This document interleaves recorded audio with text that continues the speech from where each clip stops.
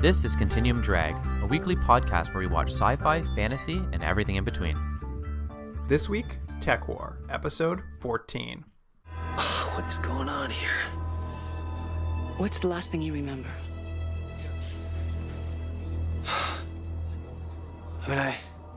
Sid dropped me home, and Beth was all dressed up. She was ready to go out. Jake. Beth. Beth, what? Welcome to Continuum Drag, the podcast brought to you by the generosity of our listener, Sarah. I'm Luke, here with my co-host, Jordan. What's real, Sarah? Well, let me give you what I think might be the greatest line we've ever had in, I don't know if all of our shows, but in at least in Tekwar, and it's this. The bad guys talk to another bad guy, and he goes, in 24 hours, Cardigan turns into brain salad. If you don't find him, you're the dressing. I know. And I laughed and laughed and laughed. It was great. So good. I was just like, they don't write like this on other shows. No. Tekwar has, there's something specific about Tekwar. You're just like, if that's not a Tekwar line, I don't know what is. It is a place where I feel like you would sit down, you would write the most bombastic thing you could think of, and when you pitch through, you'd be like, oh, 100%, we can go further, I think. No one pulls you back. No one restrains you. They're like, should we ask Shatner? Like, he's not here. Well, it's time for another bonus episode. A bonus episode for charity, if you will. Yeah, I will. Okay, That's why we're doing it. Great. This time, we are listener Sarah. She's made a donation to the Native Women's Resource Center of Toronto, which we're very grateful for. It's a great charity. Thank you. That's very kind. And she's requested that we continue the Tekwar train going and has moved us on to episode 13, or 14, I believe, after we watched 13 for the last bonus episode. Yeah, that's pretty cruel, huh? They've made us watch 2 Tekwar episodes in a row. It's what the listeners want, apparently. Yeah, of all the shows, guys, Tekwar again? Let's do it. Well, before we get into it, I'll give you just a little... I looked into the creative team just to give us a little something to talk about before we get into it. Sure. And the director of this episode, Ken Garati. Okay. He has directed 4 episodes of First Wave. Wow, really? So, First Wave All-Star and the Continuing Drag All-Star for sure. And the writer of the episode, James Caan. Mm-hmm. I saw that, but not spelled the way you think James Caan spelled? No. According to his IMDb biography, quote, he's best known for his novelization of Return of the Jedi. Well, good for him. That's something. He also did novelizations for Poltergeist, Indiana Jones, and the Temple of Doom as well, which I'm just like, you know what? That's got to be a good gig, right? You know, I've always wondered about that because, you know, there's a couple different avenues for writing if you're not going to be writing your own stuff. And I think the novelization is better than the ghostwriter. I think the novelization is a better gig. Well, Jordan, if we go long enough with this podcast, we'll read a novelization eventually for it. Have you ever read a novelization of something before? Yeah, 100%. For sure, I would go to like a Scholastic book fair and pick up a movie I saw and like read the book of it. Yeah, me too. I've done that. I've also read novelizations of comic books. There's this YouTube channel that I think I bookmarked or favorited at some point. They've never gone to actually listen to, but they do audiobooks of novelizations, and they've done it like hundreds of them, I think. So you can listen to like the Predator novelization, and I'm just like, one day I'm going to just sit down and listen to novelizations. That's pretty good. All right. Well, that's enough of that. Let's get into the episode. Yeah, let's do it. Forget Me Not. Here's the IMDb summary for episode 14, Forget Me Not. Jake wakes up beaten and has a loss of memory. It is discovered that his memories were taken and soon his brain will shut down. I cannot read this to save my life. Short out. His brain will short out. Nico finds out others have had this happen. Jake tries to get to the bottom of it all. Okay. So this is such a Tekwar episode where there's an interesting premise here, which is, and it's essentially like, you know, let's start. This is not Memento. So if you guys like that movie, that's not what this is. But there is the same cool idea of what would you do if you had to solve a mystery or a murder or a crime, but you were dealing with this memory loss or like a mental deficiency. Something is happening that you don't have all your faculties. That's basically what they sort of set this premise up. But then they go, don't worry about it. Jake's pretty much the same. Jake's exactly the same, more or less. So basically, if Jake like loses a percentage of his brain, you're like, he's the same. Jake's the same. He's still gonna bring you all the Jake action you were hoping for.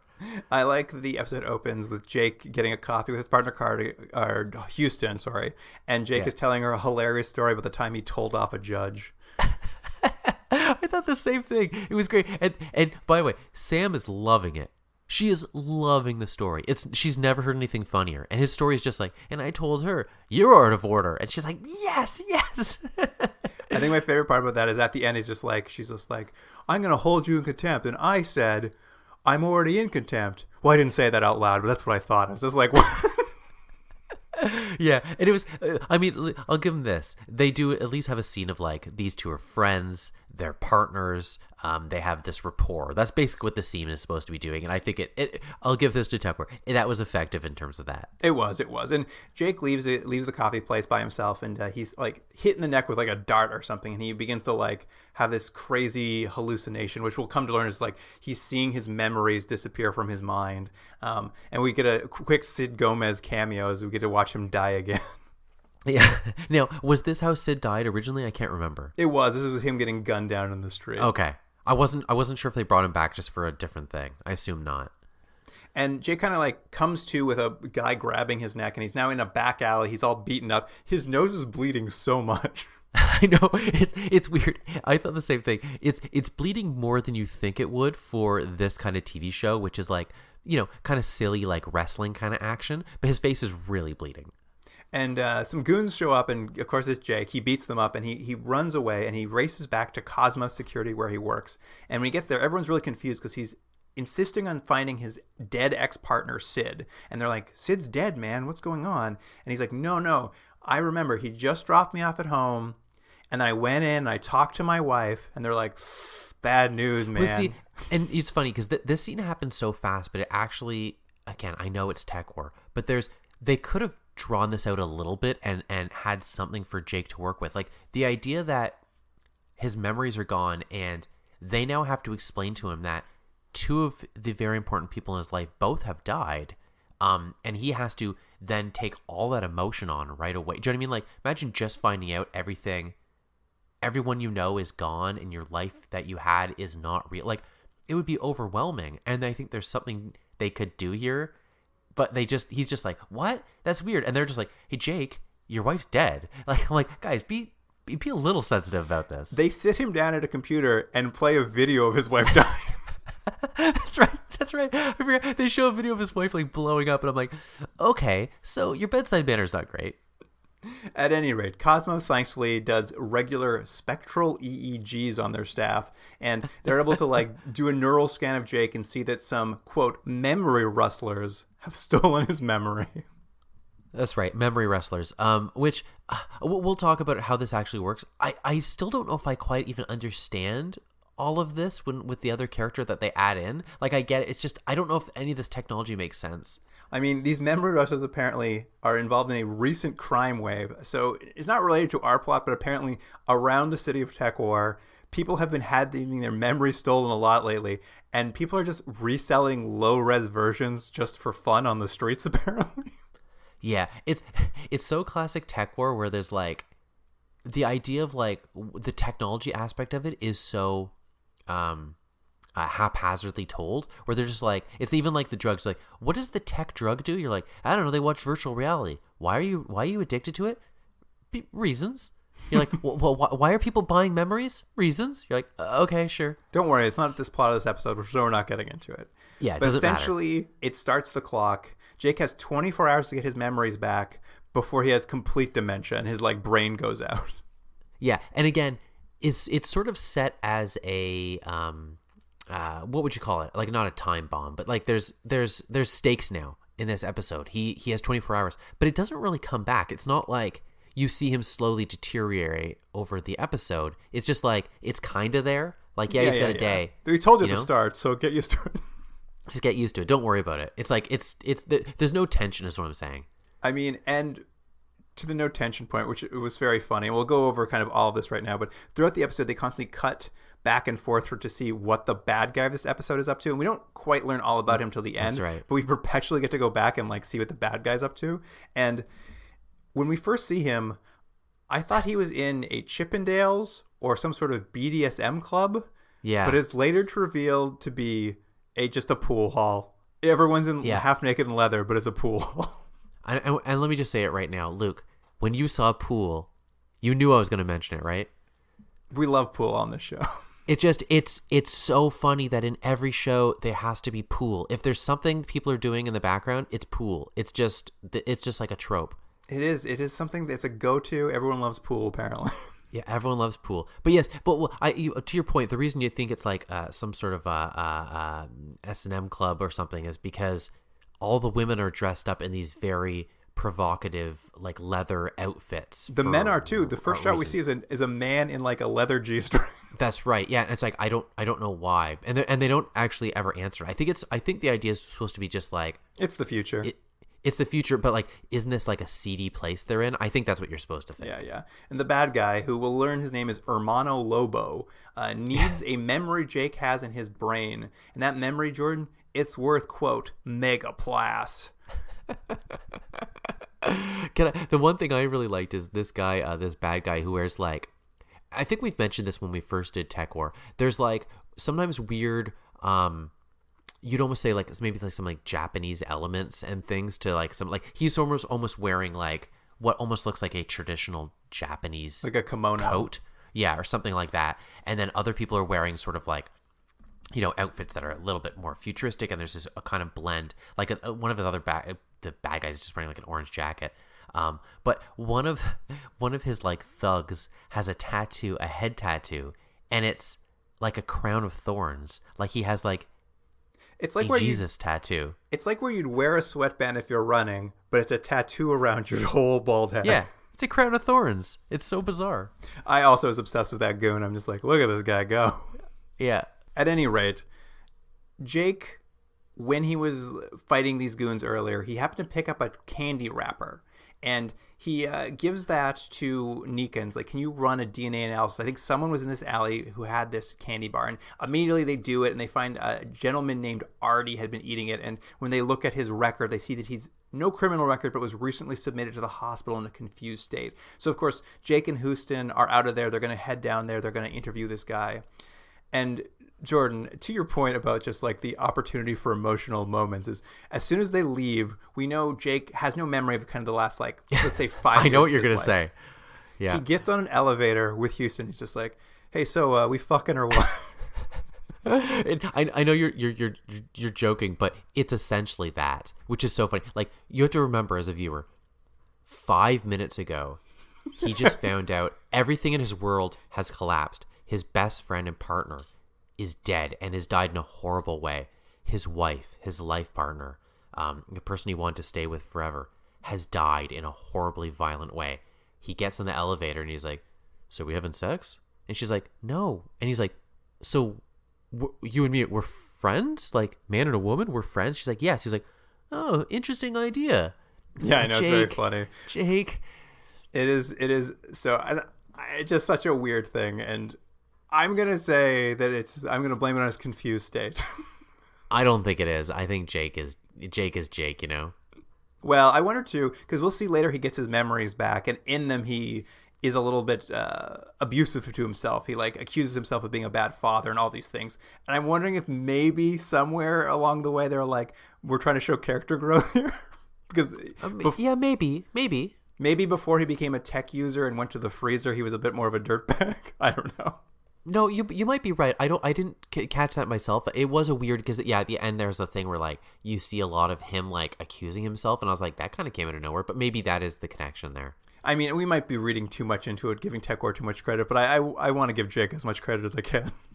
Yeah, but anyways, they go to see Artie, who's like, they find out is this guy who used to go into the name Mr. Memory. Like he used to do like almost like a magic trick. Yeah, like a vaudeville act. Yeah, and like he just remembers things. It's like he has a perfect recall, but he's he looks like he's kind of losing it. Like is acting very odd, and he seems like he's nervous and he can't like keep a thought going. And he does I wrote down the dialogue that he has at one point, and this will show you how good this is. He's like, they realize there's something that these guys want Jake for some reason, and he has mixed up with like Jake's memories, and he says this. He goes, he's Jake. Jake knows the big picture, the little picture that makes the big picture, that makes the big money, that makes the big man. I was like, guys, this is so painful to listen to. Well, this is the thing. Artie used to be this guy with a great memory who did this vaudeville act where he just remembered stuff on stage. But recently he's been acting as a, quote, memory bank, where memory transfer units, apparently in this world, require human wetware to act as a storage system. And he's been providing that system to some bad guys. And as a result, his brain not only has Jake's memories in it now, but also has a variety of violent memories and bad memories from other people he's been stolen and put into his head. So he's a bit of a mess, this Artie character, a real memory bank mess. Yeah. But let me ask you a question, because this is going to be the thing, because he clearly has Jake's memories, but Jake sort of has his memories too, right? That comes up later, and the idea is, because essentially they'll leave the hospital to go look into, because he mentions he used to perform, so they find the theater he used to perform at, and when they get there, Jake sees the owner of the theater and immediately like has a memory of like caressing her hair and kissing her. And what they sort of say is that like this memory technology maybe isn't like super good, and like maybe some of Artie's memories seem to have slipped out of his head during the transfer into Jake's head or something. Yeah, that's what I kind of was confused, because again, it almost sets up another interesting idea, that this idea of like, if you had someone else's memories, does that alter who you are as a person? Does that change your feelings on things, your likes and your dislikes? And again, Tekwar is not going to do that, because they're like, Jake now likes chocolate bars, because like, Sam's like, you don't like chocolate bars? He's like, I guess I do. It's like, because Artie liked chocolate bars? What? But Artie has your memories. What? Why? Yeah, it's just this idea. It allows them to have some back and forth between these two characters, I guess, but it doesn't go a long way, because it's not like Artie's memories specifically help Jake exactly. I guess they do later on. He remembers something that he needs to go do. But shouldn't it have been that they wanted to store Jake's memories in this guy for whatever reason, but he's kind of losing it a little bit, so they're like, well, I need more space. Let's take out his memories and put him into Jake's head. So then Jake has this complication of not knowing what's real and what's not, what's his memory and what's not his memory. Doesn't that make more sense? I mean, that makes a lot more sense, yes. Okay. I just want to, because I'm watching this, I'm like, am I crazy? This is weird, but it's Tekwar, so I don't know why I'm getting upset about it. Anyway, this theater owner who they go meet, and she knows Artie. She explains that he used to perform at this theater until they had a falling out, and he like left and ended up getting into this sort of whatever dark world. She hasn't seen him in some time. And I don't know, you correct me if I'm wrong, but the implication seems to be this happened quite a while ago. Whatever happened with Artie here was quite a while ago. Agreed. Yeah. But her story is about how the last day he was here, he tore the poster of his act in half and stormed into the building.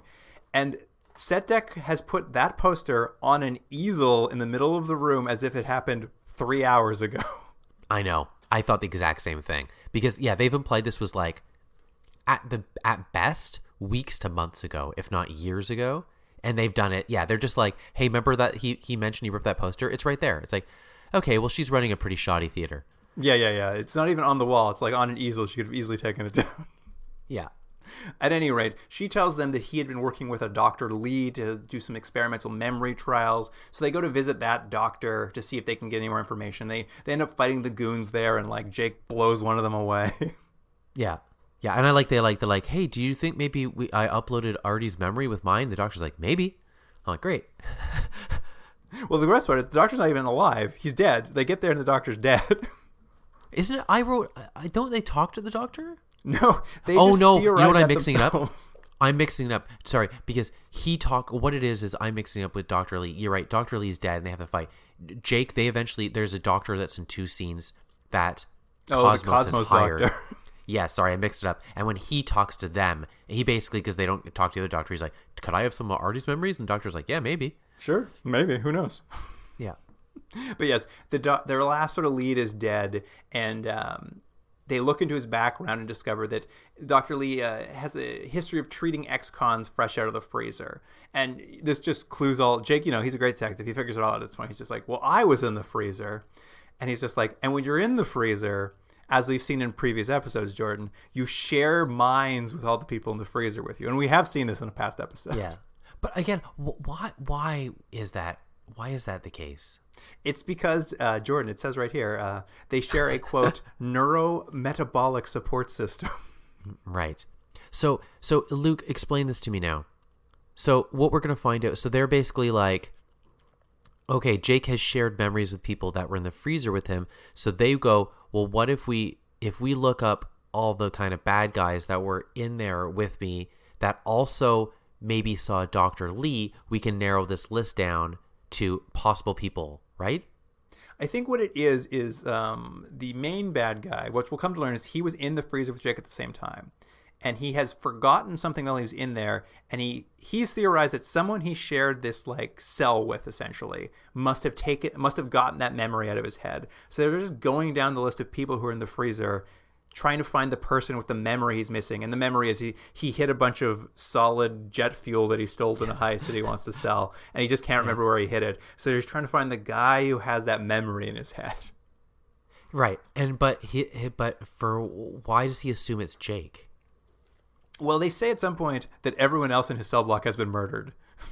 Right. So that's what's so weird about this episode. So the bad guy has a memory he can't remember because it's gone. So he's like, right, in the freezer there's a shared memory. So who's alive? Jake has it. Jake might have trace of my memory. But then they abduct Jake and put his memories into Artie's head? Yeah, I guess they don't want to ask Jake if he remembers because they don't know if he can recall the memory, so they're just going to steal it out of his head. I think the idea is with Artie, because he's Mr. Memory, he's able to use his memory system different than a regular person. Like they say he's able to just like use it like a filing system. He can pull something out at request. Don't you think this is a too many leaps for an episode of television? I mean, it's a lot. There's a lot going on in this episode. It's a lot going on. Like I'm just like even trying to explain it here on this podcast. Just like this is the plot of the episode. I understand. Yes, this guy, because he has this special type of memory, they want to use him. But it's just like there's so many steps to get there. It's like okay, sure.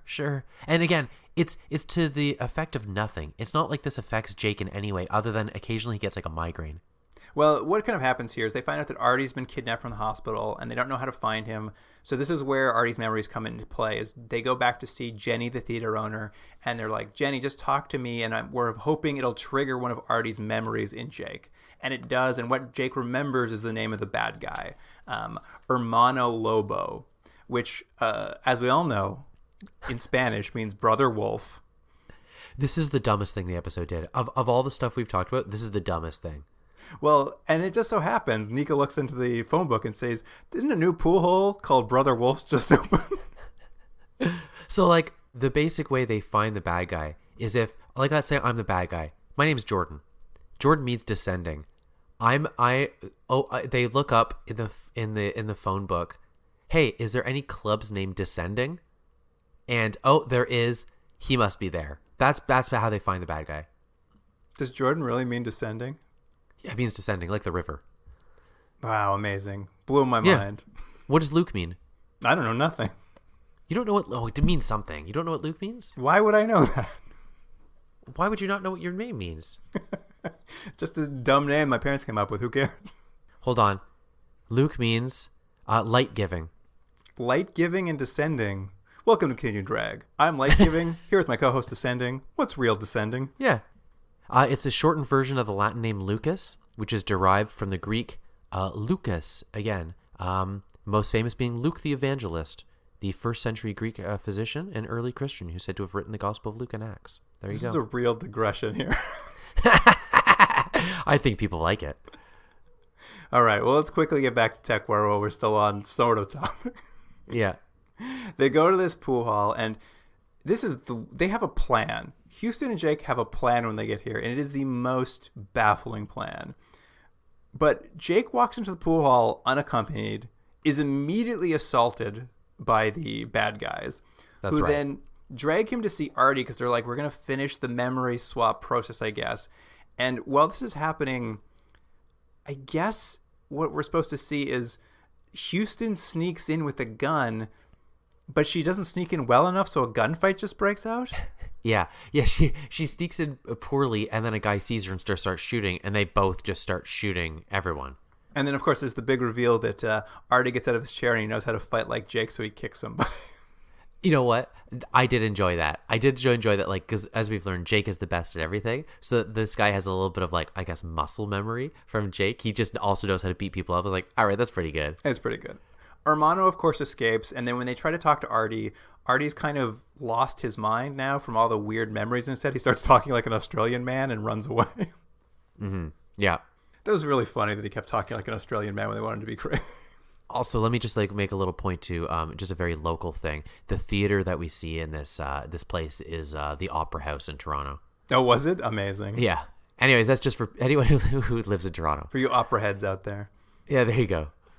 Anyway, they're immediately able to track Artie down, even though he runs away. He just, like, for some reason, goes back to the theater to see Jenny, even though he has no memory of her. All his memories of Jenny are in Jake's head, but he goes there, so who cares? Yeah. And they put back on the memory transfer devices this time, and we haven't talked about it, but they're like swimming goggles, but like with I kind of like them. Electronics on it. I did like them too. One thing Tekwar is good at is just like weird tech. Yeah, because it's tech that doesn't really make sense why it is the way it is, so they just kind of have fun with it. So yeah, they're like goggles with like stuff stuck on them. It's actually probably exactly what they are. And I'm like, great, they look fun. They're sciencey. Yeah, and they warp. We do a classic scene where they warp into each other's heads and they're talking to each other and like switching scenes and stuff, and they're like, we've got to work together and transfer our memories back to each other. And this is the sequence where like Jake talks to like three other Jakes, and they're like, it was one of my favorite parts, is like Jake is yelling at himself being like, you're a bad father, you sent your son away to boarding school because you wanted to be some stupid hero. And I was like, that is a good point that you're making, Jake. Yeah But again, I didn't know what it was in service of, because it wasn't like Jake is gonna have this great awakening about himself in his actions, really. So it's just like, but they just have this scene where it's like, wouldn't it be cool if like his subconscious yelled at him? Yeah, it was the one part where I kind of thought maybe this was an attempt to show that over the course of the series, because we did see an episode where he reconnected with his estranged son and these things, and I wonder if this was their way of being like, if his memories were gone up till then, he doesn't remember these like revelations he's had since then. Though it's so hard to be like, Jake's always the same cool guy who can't go wrong, so it's kind of weird for it to be like, he's changed very minutely, but he has. Yeah, exactly. At any rate, they managed to like get all their memories swapped back and forth, and with this in place, he remembers what Armano's after is.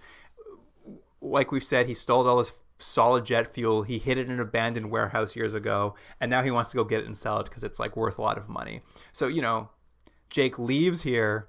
This time he still doesn't take backup, but it's not a plan this time. He just goes by himself to the warehouse where the stolen jet fuel is. I have to say, though, at this point of the episode, I was like, shouldn't this show be done? Like, I don't even care about the jet fuel or anything this bad guy's doing. And it felt like Jake getting his memory back was the main point of the episode. But I understand you can't just leave it that this bad guy's still out there. But what we get now is like 10 minutes, almost maybe 15 minutes of like an extended fight action scene. It was just like, they're like, we need to have this. And I was like, it goes on and on and on. And I was like, the episode's done. Well, who cares at this point? I will agree that it does go on and on, but I don't think it took more than 30 minutes. No, I'm telling you, Luke, it was like 10, 15 minutes. No, this happens so fast because Jake goes there. It's not. I grew an entire beard. Jake goes there. The bad guy shows up and he's like, I was tracking you the whole time. And I'm like, okay, sure, whatever. They get in a fight, and like the fight goes on for too long. It's like he wins, and then Jake wins, and then he wins again. And Jake's like, don't you remember you set a secret bomb to go off if anyone tried to take your jet fuel? And he's like, I don't remember, and I don't care. And Jake runs out of the building, and then the entire building explodes. Yeah. And I was like, oh, yeah, right, there was a bomb or something. And then, and then like Artie and Jenny show up, and they're like, hey, everything's fine. He's now a set builder for the theater. He's not going to be Mr. Memory anymore. And they're like, thanks, Jake. It is funny. Yeah, there's just a bun at the end where it's just like, just so you know, Artie's okay now. And they're like, this made me laugh so much. They're like, remember earlier when Artie had that problem where he had like a million people's like awful memories, like that Australian guy in his head? And I'm like, yes, I do remember that. He's like, and Ari's like, well, now, whenever I think of a bad memory, I just ignore it. Okie dokie. I know. I was like, wait, could you have just done this from the beginning? He's like, yeah, I just never did. I just have to keep thinking about it. Yeah, and then they share chocolate bars. Yeah, and then they eat those candy bars together. And then that's the end of the episode. It's so it's Tekwar has an amazing ability to have very, very convoluted things and plots happen, but to deal with them as little as possible in the most simplistic ways. We're just like, again, like the one guy has a memory and he doesn't have it, so he's put it in someone else's brain that goes in someone else's brain, and they need a machine to take it out, and then this guy has to hold it, then he has to get it back, and all this stuff. You're like, in the purpose of getting this thing, and then does it matter about it? Like, no, it's just a normal Tekwar episode. Doesn't change anything. I know, it was a mess. I mean, considering the last episode of Tekwar we watched, we were all really hot for. I was watching this one being like, oh, right, Tekwar does suck. I thought the same thing. I was just like, hey, maybe Tekwar is not that bad. I'm like, no, it is. It's a bad show.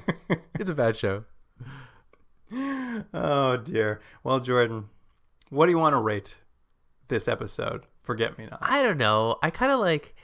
Again, it does kind of have its charms. I did like the look of the goggles, and it is funny when they do like weird futuristic stuff. But it's just, this was a mess of an episode, and it didn't matter. And I like the idea of handicapping Jake in some way, but they just don't really want to do that because he has to be awesome. And it's go right down the middle, 5 out of 10. Fair enough. I will say, though, it gets lost by the end of the episode, but that beginning of the episode, even Hermanos, this character playing Hermanos, this actor playing this bad guy, is just he's set his dial to 11, like when he's just like, Jake's brain salad and you're going to be the dressing. That was good, yeah. At least I've got this. At least you've got this going for you, Tekwar. Like, you're wild. Memory rustlers? Like, that's just like the first pitch of the room. They're like, great, let's go with it. I love it. Memory rustlers. I'm going to give it a 6, I think. Yeah, we're somewhere in there is probably where it's at. But I will say, what we will do, Jordan, is we're going to rate Sarah a 10 out of 10 for that great donation. I agree. Yeah, that was nice. Very, very kind of her. Sarah, thank you so much for doing that and getting us to watch this episode of Tekwar. We hope you enjoyed the bonus episode that you brought into being. All thanks to your generosity. We wouldn't have watched this episode otherwise. No, I would never watch another episode of Tekwar. After this one, I'm not watching anymore. Don't make us watch any more Tekwar, please. It was a fun time still. I think the episode hopefully will someone's be guaranteed. They're guaranteed going to make us watch another one, right? I mean, now that they've started, they can't stop. it's you know what this is like? Watching Tekwar is like having your memory taken out and then put into another person's brain, and then you have to try to remember if you've had your memory taken. It's like that. Trying to explain how it all works, Jordan. Yeah, that's what it's like. Well, if you want to make us watch more Tekwar, you can make a donation to bonus episodes for charity. Go to our website, continuumdrag.podbean.com, or on our social media. There's links to it there. There's a list of charities selected from past guests. You make a donation to one of those. We recommend $50, but if everyone's means are different, so donate what you can. We're not going to hold you to that. All the details you can find at the website. And if you have any questions, email us at continuumdrag@gmail.com. We'll explain it to you as best we can, because sometimes we have trouble explaining on the podcast. But yeah, you go watch a bunch of stuff. I'm telling you, if you make me watch Tekwar episode 15, I'm going to be real irritated.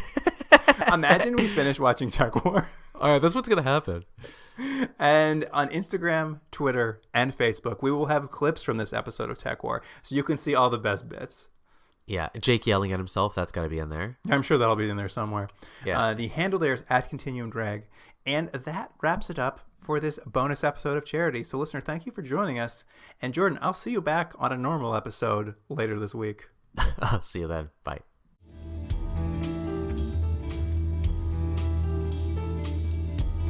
Continuum Drag is recorded in Toronto, Ontario, and Seoul, South Korea. Theme music by James Rick Seidler. Produced by Jordan Delick and Luke Black. Special thanks to Aaron Yunes.